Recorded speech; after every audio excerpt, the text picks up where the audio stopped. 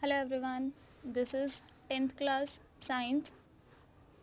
In this video we are going to discuss physics portion of science, and the first chapter of our physics is electricity. In this chapter we are going to discuss all these things, but today we are going to have an introduction of electricity only.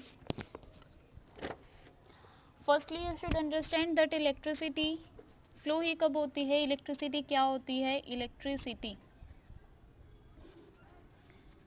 Electricity क्या है? जब electrical charge flow होता है, जब कहीं से भी current flow होता है तो हम कहते हैं कि इलेक्ट्रिसिटी का प्रोडक्शन हुआ. जब कहीं भी करंट का फ्लो होता है, कहीं भी करंट फ्लो करता है, एक जगह से दूसरी जगह मूव करता है, करंट जाता है, तो हम कहते हैं कि वहाँ पर इलेक्ट्रिसिटी है. अब करंट क्या होता है? करंट होता है फ्लो ऑफ चार्ज. भी कहीं चार्ज का फ्लो होगा तो हम क्या कहेंगे कि वहाँ करंट है. एक्चुअल में ये होता है rate of flow of charge.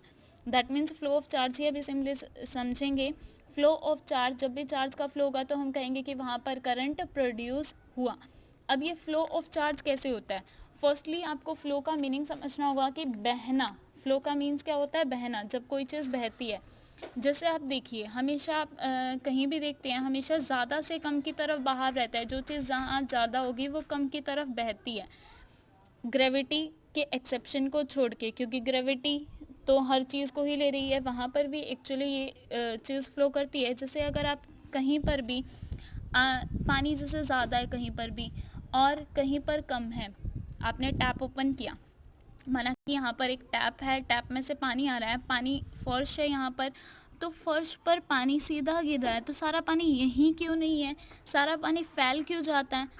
इसके टू रीज़न होते हैं. फर्स्ट तो रीज़न क्या है वो हमें पता है कि लिक्विड नेचर है वाटर का, और लिक्विड में क्या प्रॉपर्टी होती है? फ्लूइडिटी की, यानी फ्लो करने की कैपेसिटी होती है, जिसकी वजह से ये फ्लो करता है, बहता है. कोई इसकी शेप नहीं होती, कोई इसकी वॉल्यूम नहीं होती, और वॉल्यूम फिक्स्ड नहीं है, इसीलिए क्या कर देता है? अपने वॉल्यूम में स्प्रेड करता है. इसके मॉलिक्यूल्स दूर दूर जाने की कोशिश करते हैं, जिसकी वजह से ये फ्लो करने की कैपेसिटी रखता है. फ्लूइडिटी प्रॉपर्टी की वजह से ये स्प्रेड हो जाता है. इसका सेकेंड रीज़न ये भी है कि वो स्प्रेड हुआ. मेनली क्या होता है, कोई भी चीज़ जब फ्लो करती है, हर चीज़ ज़्यादा से कम की साइड पे फ्लो करती है. जब भी कहीं पर पोटेंशियल का डिफरेंस होगा, पोटेंशियल गैप होगा, कोई चीज़ कहीं ज़्यादा और कोई चीज़ कहीं कम, वहीं पर किसी चीज़ का फ्लो होता है, अदरवाइज ऐसे ही फ्लो नहीं होता. जैसे कि आप एक कंटेनर ले लीजिए. कंटेनर में अगर आपने पानी का लेवल इक्वल रखा हुआ है, इसको दो ब्रेक्स लगा दीजिए, जैसे इसके बीच में कुछ लगा दिया है, आपने इसमें पानी डाला हुआ है. अगर दोनों जगह लेवल सेम है, आप इसे हटाएंगे तब भी पानी के ऊपर लेवल का कोई फ़र्क नहीं पड़ेगा, दोनों पर लेवल सेम था. लेकिन अगर आपने कंटेनर लिया है, एक जगह आपने ज़्यादा पानी दिया हुआ है, बीच में एक स्प्लिट लगा रखी है, एक जगह कम है, अब आप इन्हें हटाएंगे तो आपको क्या दिखेगा कि पानी का लेवल इक्वल हो जाएगा. अब ये इक्वल क्या हुआ? इसका ज़्यादा से कम की तरफ फ्लो हो गया, जिसकी वजह से इन दोनों ने क्या किया? आपस में बैलेंस कर लिया और इक्वल लेवल पर आ गए. यानी हर एक में पोटेंशियल डिफरेंस होता है, पोटेंशियल का गैप होता है, जिसकी वजह से ज़्यादा से कम की तरफ, जहाँ पर कोई चीज़ ज़्यादा होगी और कहाँ कम होगी, ज़्यादा से कम की तरफ हर चीज़ फ्लो करती है.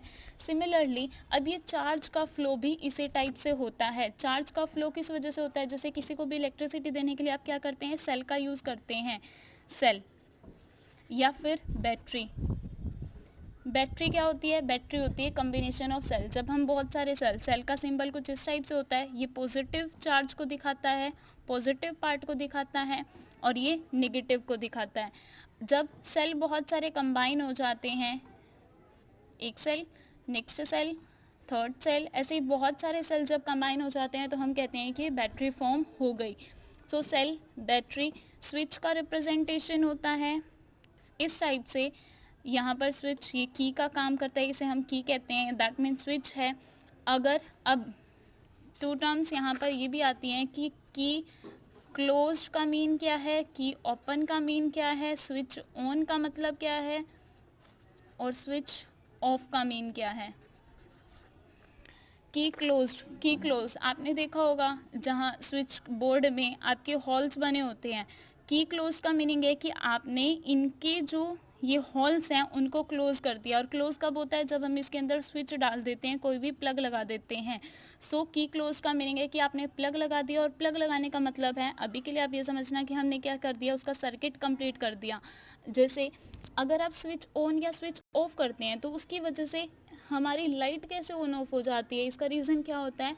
बिकॉज जो वायर्स होती है ना, वो ऑलरेडी अरेंज्ड होती है। हमारे घरों में पहले जब घर बनाते हैं तो बहुत सारी वायरिंग का वर्क होता है। तो वायर क्या होती है? बहुत सारी आपस में कनेक्टेड होती हैं, और बीच में लगा दिया जाता है स्विच।